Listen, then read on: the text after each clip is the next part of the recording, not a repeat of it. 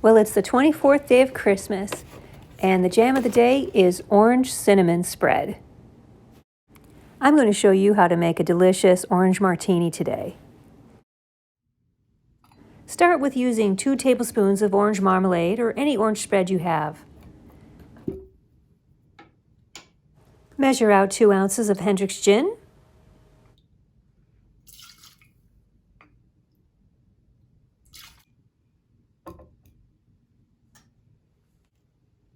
Add 1/2 ounce dry vermouth, followed by 1/2 ounce freshly squeezed lemon juice.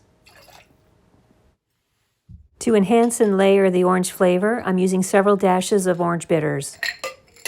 Fill your shaker with ice and shake for 10 to 15 seconds to break up the jam. Keep in mind, some marmalades are quite bitter and you may wish to add a touch of simple syrup to lighten things up. But if you are a true lover of marmalade, it'll be just right the way it is. Shaking this cocktail gives me the perfect chance to explain to you why I chose Hendrick's gin. It is a contemporary gin that is very floral forward, and you will find orange in the nose and on the palate.